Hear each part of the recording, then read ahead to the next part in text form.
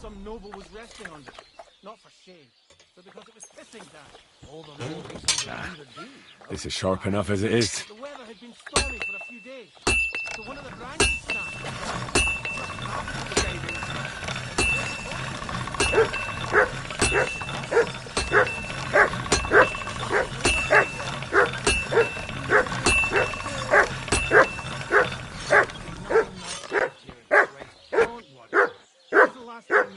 Heel.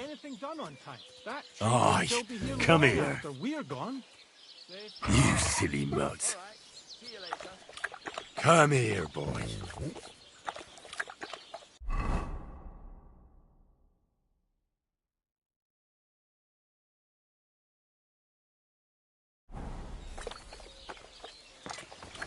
Good to see you.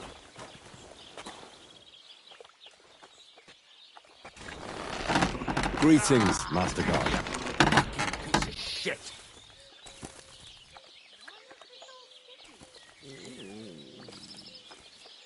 You're up early.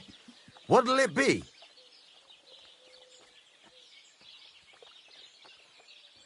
I've got something for you, blacksmith. God's nails, you weren't bullshitting. I'd say it looks pretty much like a sword, eh? Looks like. This is a damned fine piece of steel. Damned fine. Thanks. I was glad to help, but now there's something I need from you. I'll pay you, of course. And if you want to do some smithing, I won't throw you out of my forge either. No, you know full well what I need. I have to get to Samin's wedding. Why is it so important for you? It'll just be a lot of people stuffing their faces. You can find that anywhere. I have my reasons, and you don't need to know them. God's nails, lad. You're full of mysteries. But whatever, that's your business. I don't mind taking you to the wedding. Nothing to it. We can set off once you're ready.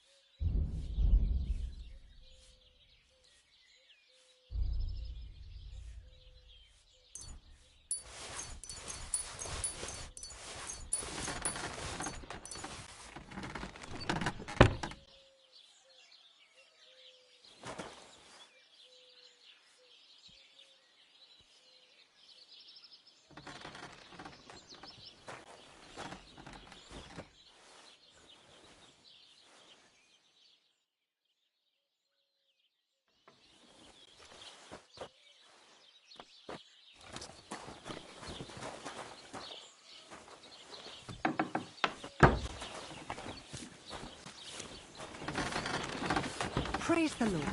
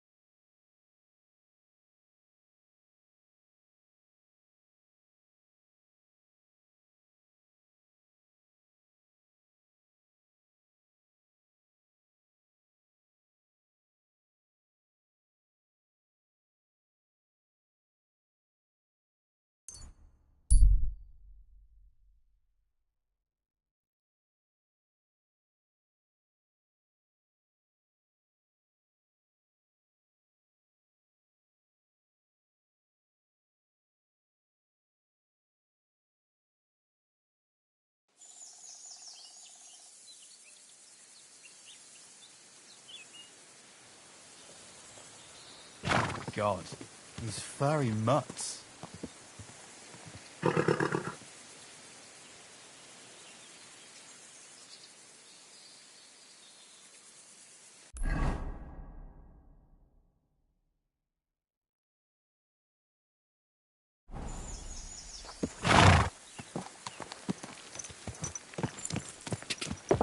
Go! Whoa! Whoa! Ooh.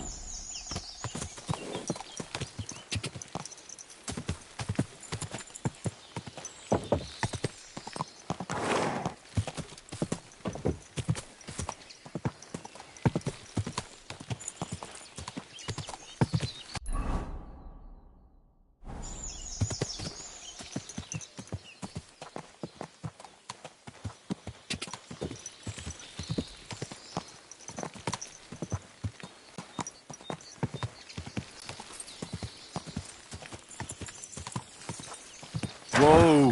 Whoa!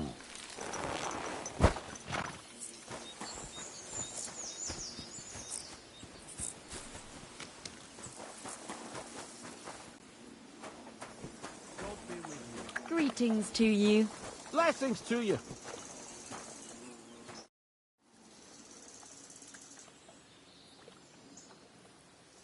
I'd like to learn something. What are you interested in?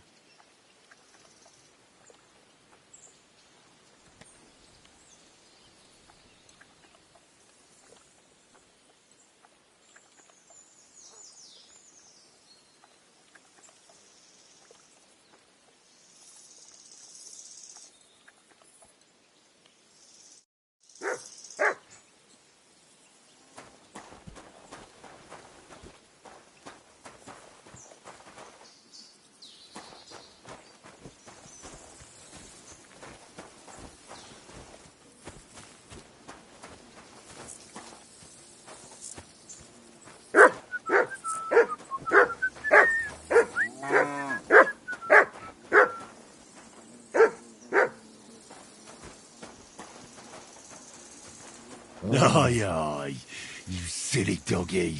Aye, come here. You're my doggy, eh?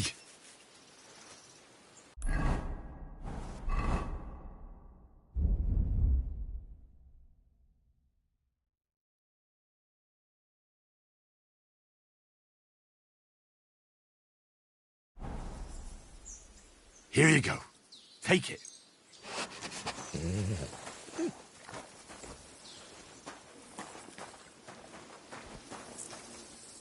How can I help you today, friend?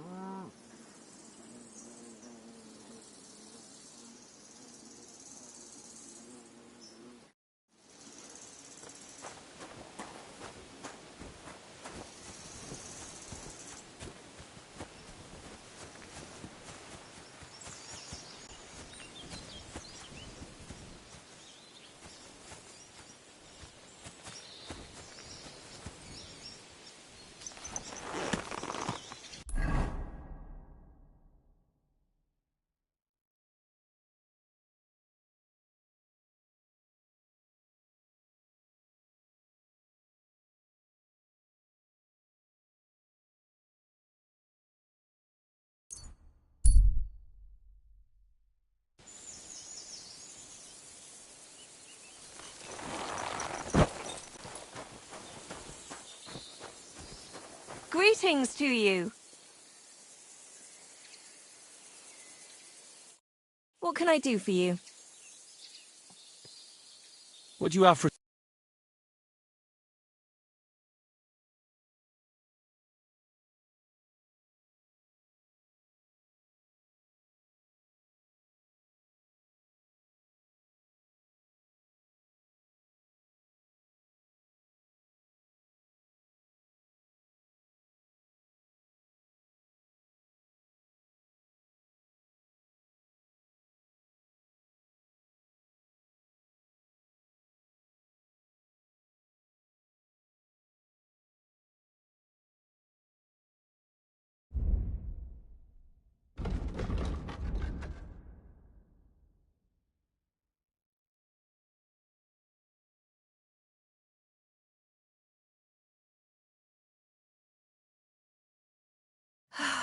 Maybe next time then.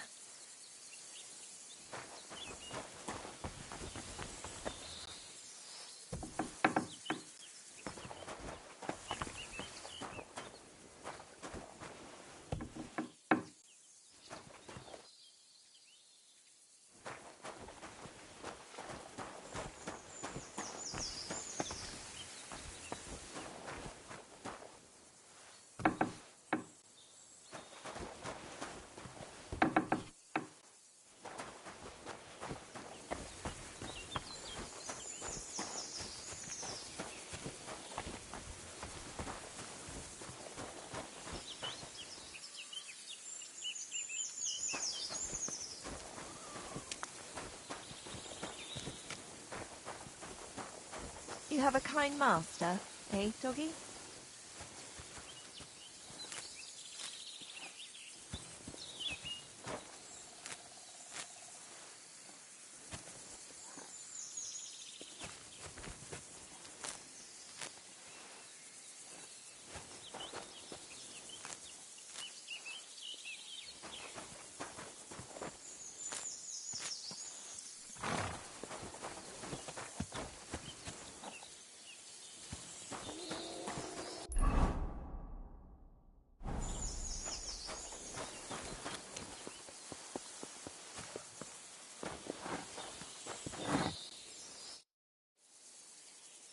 I'm trying to track down a poacher who's hunting around here. That's an important mission. But sorry, I don't know nothing about it. I want to ask you something anyway. Better me than the neighbours anyway. Especially Pavlik's old woman. Have you talked to her? No, I haven't spoken to her. Why? That's good. For sure she and her old man would tell you I'm the poacher. They would? Why? Those Pavliks ain't very nice folk. Old Pavlik ain't too bad, but that wife of his... I don't know why, but all of a sudden she thinks I'm the root of all evil. I see. I imagine it's not easy living next to them. Still, I'd like to ask you a few questions anyway.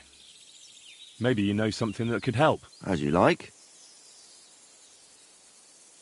How's trade? It's going well. There's demand. Who do you sell most to? Depends. I take everything to Troskovitz and there I see what's what. But the better hides go for fancy shoes and clothes. Things for the gentry and that. Where'd you get the hides? From some suspicious fellas in the forest? No, I ain't like that. I have an agreement with the huntsmen and their hands, who bring me what they hunt. But it's not that often. They don't bring much. And not the best stuff neither. More often they bring me hides from the village. They butcher animals and skin them and everything is processed. I do the hides.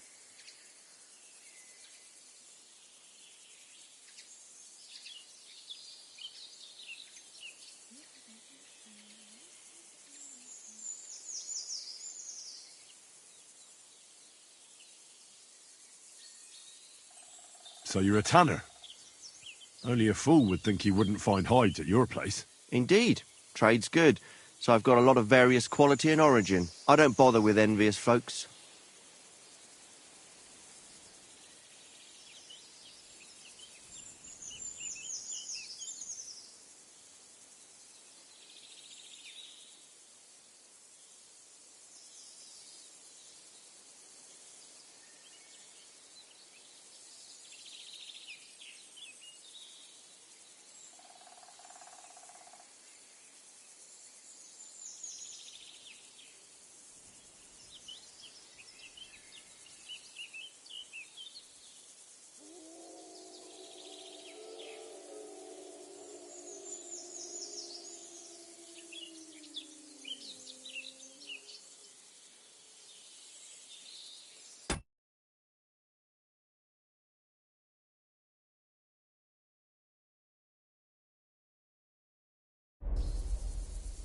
Why did the Pavliks hate you so much? I don't know.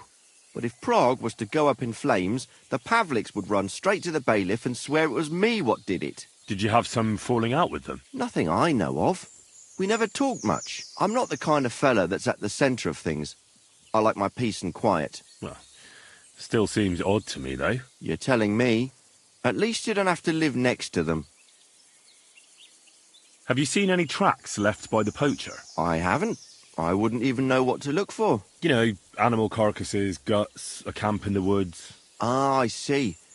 No, I ain't seen nothing. I don't go walking in the woods much. At most, I go to Troskovitz for hides.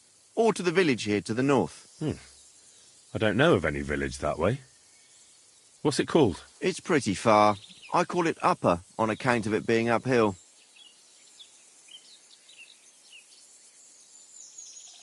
Have you any idea where the poacher might be hiding out? God knows. It's all deep forest, so he could be anywhere. Maybe somewhere close to the game he poaches. Yeah, that's good thinking. Do you know of any place like that? Well, not far from here there's a clearing in the hills where we used to go to watch deer. But I don't know if any stags goes there anymore. I didn't know that. If I can't think of anything better, I'll go and take a look. But don't get your hopes up. Thanks. That's all.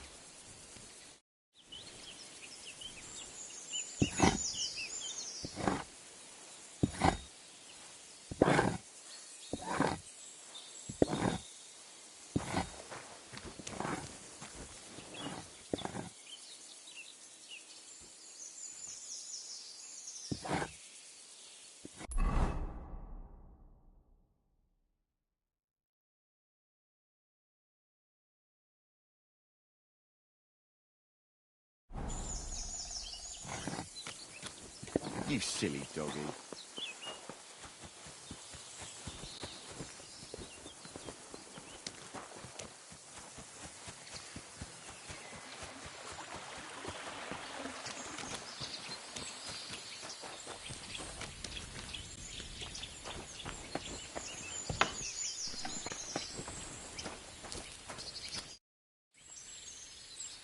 Vostatek charged me with rooting out the poacher causing trouble round here. Have you seen or heard anything suspicious? You bet I have. The tanner's the poacher. I've already talked to the tanner.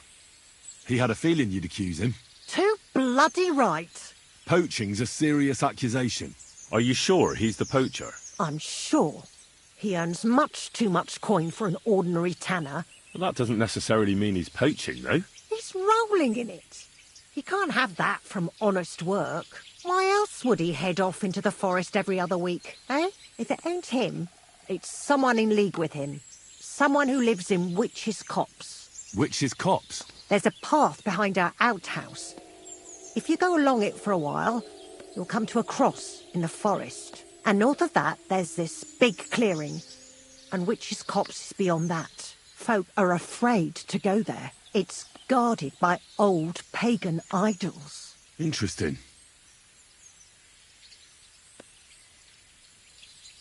Have you got any proof that the tanner is poaching? Did you see all them hides? The tanner's a tanner. So he has hides. What of it? Exactly. You saw he ain't afraid of putting them on show. Even buckskin. He knows if he puts them on show, nobody'll question it. He wouldn't be so suspicious.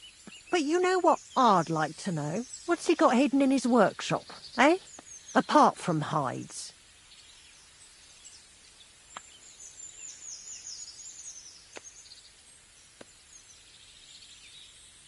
Have you ever seen the tanner poaching with your own two eyes? I haven't actually seen him, but I'm quite sure it's him. I just know it. I'll gladly confirm it, even to a judge. I'm afraid that won't be enough when there's no material proof.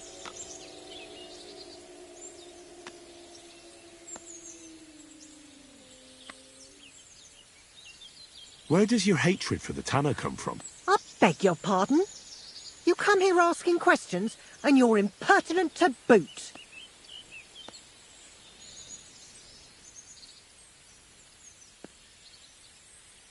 Sorry, I didn't mean it to sound bad. Is there an 11th commandment?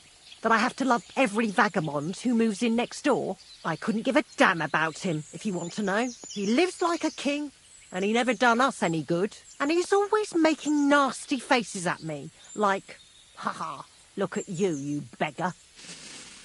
I understand. He's a bastard. Aye. So the tanner does well out of his trade? Does well. He's on the pig's back, and no one ever made that kind of coin out of tanning hides. It'd be a miracle if he wasn't guilty. Or maybe he's just very skilled. Skilled my arse, you numbskull. He's a puffed-up idiot, a botcher, and a bastard. That'll be all. Thanks. Be sure and check him out. And don't forget he's a crook. I'll bear that in mind. Thanks for the advice and all the information. You're quite welcome. Justice must be done. It was good to see you, my friend.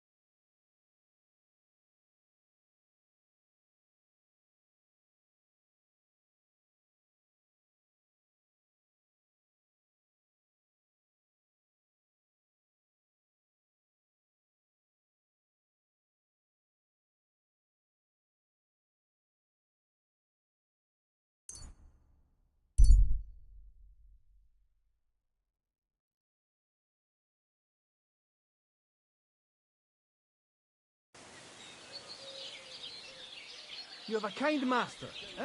Much... That's where you're wrong. Filthy.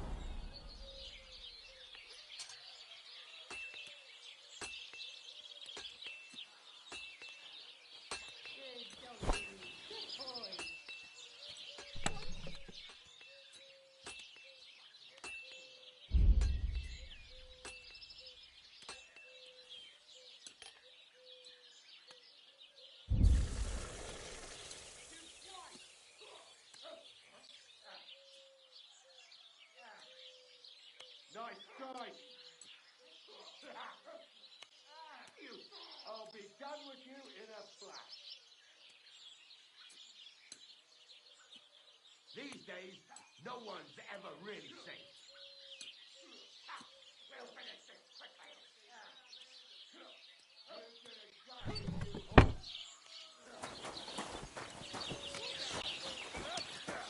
Got him! You should have fucking stayed out of it. Slice him up! This is unbelievable. What are you lying here for? What the? Are you all right? Hey, wake up!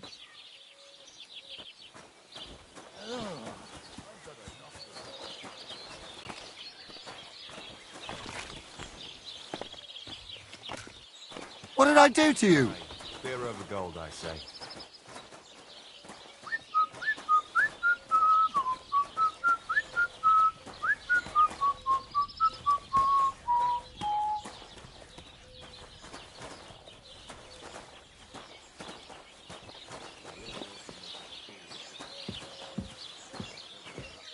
Good day to you.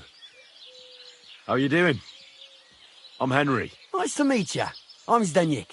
I'm a storyteller. I could tell you stories so sad they'd make the devil cry. Or would you prefer something so scary it'll make the hairs on your ass turn white? But it's a lot of hard work for me. Now, if you had something to drink or a couple of groschen, that might help loosen my tongue.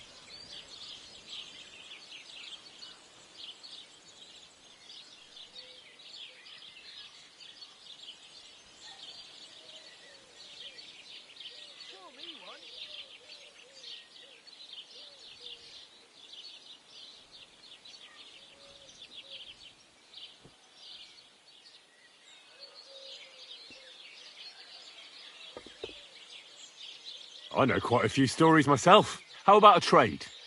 A story for a story. All right, then. But if it's the one about the magic porridge pot, don't bother. I've heard it 100 times. And that story always leaves me feeling hungry. I know a romantic tale about a knight, his lady love, and 3 impossible tasks he had to undertake to win her heart. He had to bring her the sweetest wine, tame the wildest horse, and make a crown with the rarest gem. And then? What happened when he'd done all 3? Well, the lady of his heart showed her gratitude by giving him the most precious thing she had. And I'm not talking about gold. Ho ho! A raunchy ending. That'll be popular with the lads round here. If I were you, I'd make it longer. To last a whole evening. Add a wicked stepmother, that sort of thing. It'll be a hit. And now, I'll tell you a tale in return. So what kind of story would you like to hear? I like stories that can teach me something. Stories with a moral. Haven't you heard enough of those in church? But it's not a problem. I have just the tale for you. And it's not one you'll hear from any priest. So, once upon a time, there lived in these very lands 2 brothers. The older was called Cuba, the younger, Matthias. They were both woodcutters, like their father and his father before him. One day, at the height of summer, they were working in the woods. The air was as hot as a furnace, so Matthias went to a nearby pond to cool himself. But as he was leaning over the cold water, there was a loud splash. His axe had got loose from his belt.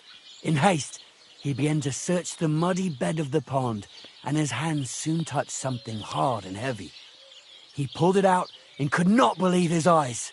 He pulled out an axe. Yes, but not his old one. It was an axe made of pure silver. Good God.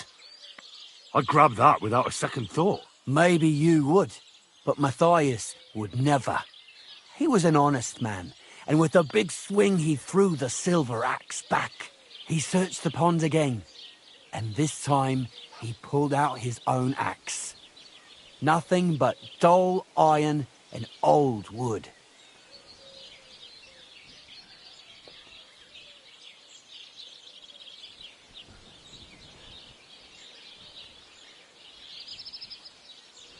I reckon that was the right choice.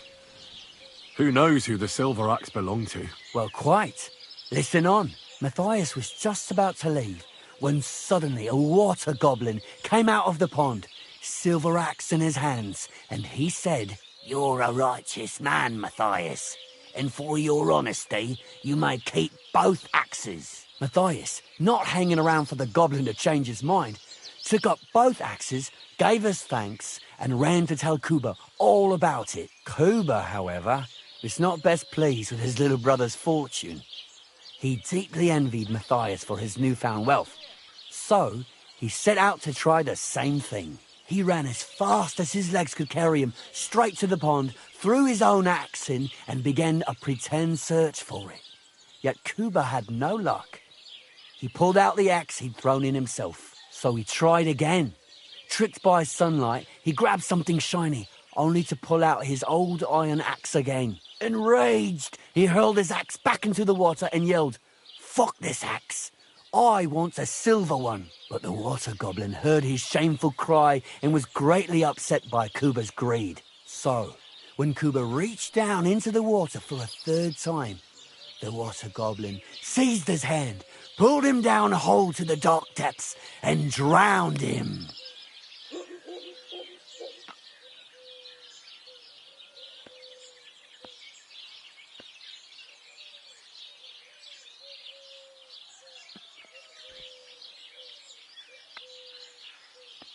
Oh, that's so cruel. I feel sorry for Cuba. Aye, and so did Matthias. He went to the water goblin and begged for his brother's body so he could take him home and bury him. But the path back from the pond led over a steep hill, and carrying the weight of the waterlogged body exhausted Matthias. He stopped to rest by an old oak tree, and he used a silver axe to cut off a branch that would serve as a walking stick. But it wasn't enough. Somehow, it was still getting harder to continue up the hill. Then Matthias realized it wasn't his brother's body that was weighing him down. It was the silver axe. The axe was the cause of all this trouble. So he started bashing the silver axe against a big stone with all his might, trying to destroy it. Yet no matter what, he couldn't even make a dent. With the last of his strength, Matthias climbed to the top of the hill. He knew he could go no further, so he found a pretty spot with a view over the valley and dug his brother a grave. There, he buried both his brother and the silver axe that had brought such pain upon them. His final act was to stick the oak branch in the ground by the grave. But lo and behold, the branch grew green leaves and became a tree. The locals have had no dealings with the water goblin since then, but some have had the bad luck to bump into him. And when you walk by the pier, where it all happened, you can still hear his chuckling. That was a very nice story. Story? What story? It's the truth. Why hasn't anyone gone looking for the axe, then? Because it brings misfortune. Didn't you listen to me at all? Look for yourself if you wish. Rock Tower Pond isn't far from here. The Water Goblin's Pier is somewhere among the reeds. But leave me out of it. I'm fine here with my drink. It was good to see you, my friend.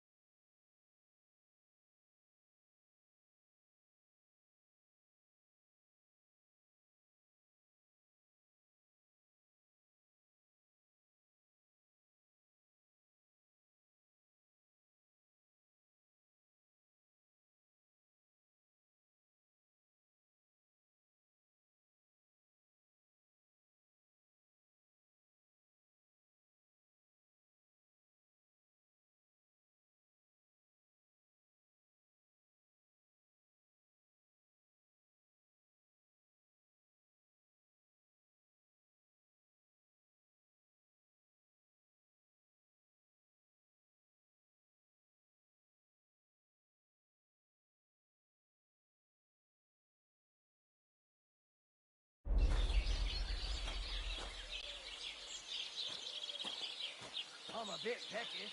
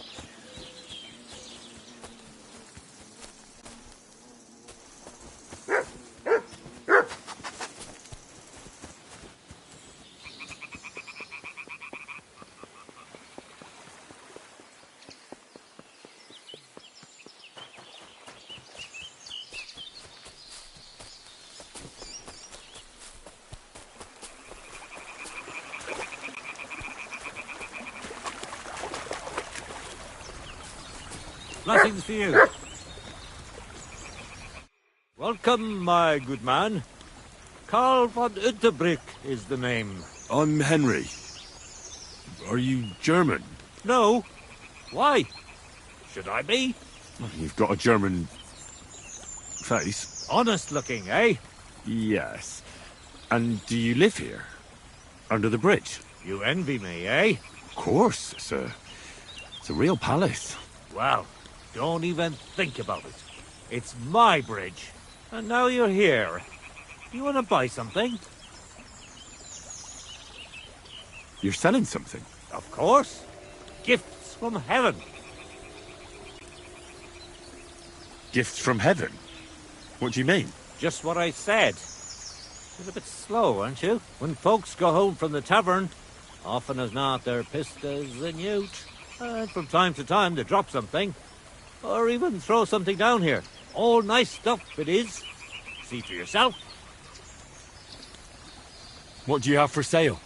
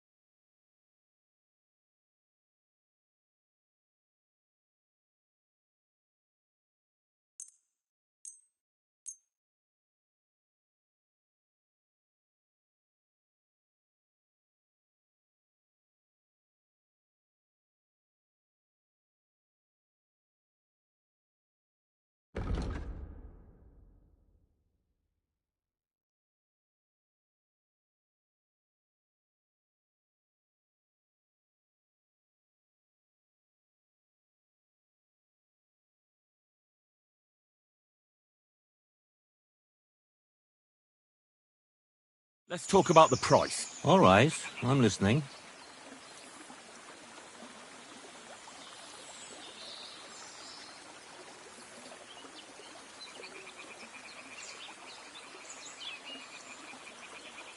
Do we have a deal? You'll have to make a better offer for this.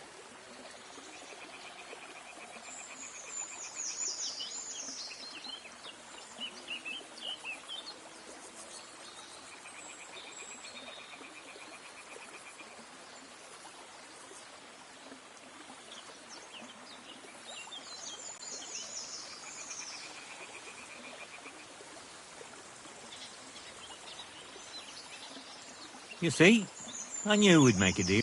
Thank you, and take care.